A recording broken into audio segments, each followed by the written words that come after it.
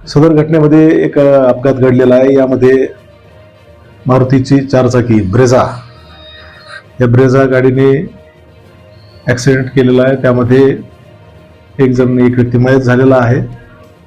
घटनेमध्ये आंबेडकर नगरकडून जळगाव रोडच्या दिशेने एक मारुती ब्रेझा कार चालक जो आहे साहिल कैलास राऊत, वय 19 वर्ष, शिक्षण करतो हा मुलगा, BBA, राहणार बुलढाणा, या व्यक्तीने त्याच्या ताब्यातील 4 व्हीलर निष्काळजीपणाने चालवली। आधी आंबेडकर चौकात एका कपलला एक मोटरसायकलवर चाललं होतं, त्यांना एक धडक दिली।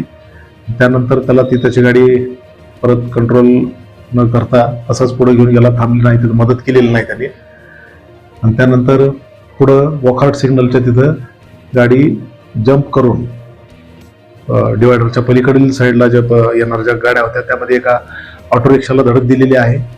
त्याचप्रमाणे एका 2 व्हीलरला धडक दिली। त्या 2 व्हीलरवर 2 जण सवार झाले होते। तर त्या दोघांपैकी एक व्यक्ती, त्यांचं नाव बुधराम डोंगरराम बिश्नोई, हे मूळ राहणार राजस्थानचे आहेत। हे इथे केटरिंगचं व्यवसाय करायचे, वय 40 वर्ष।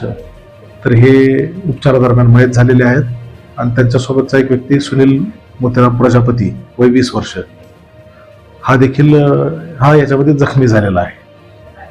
तर अशा प्रकारे घटना घडलेली आहे। यामध्ये आरोपी चालक साहिल कैलास राऊत, जो वडिलांची कार घेऊन चालला होता, त्याला अटक करण्यात आलेला आहे।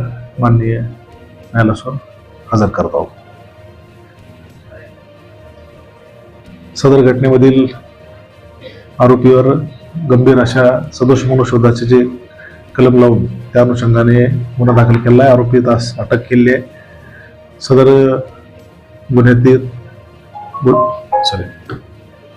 गुन्ह्यातील आरोपीवर योग्य त्या कलमांतर्गत कारवाई याकरिता माननीय पोलीस आयुक्त प्रवीण पवार सर, माननीय पोलीस उपायुक्त परिमंडळ 2 श्री प्रशांत स्वामी सर, माननीय ACP सिडको श्री मनोज पगारे सर यांच्या मार्गदर्शनाखाली सदर आरोपितास तात्काळ अटक करण्यात आली आहे आणि आरोपितास मान्य न्यायालयासमोर हजर करत आहोत।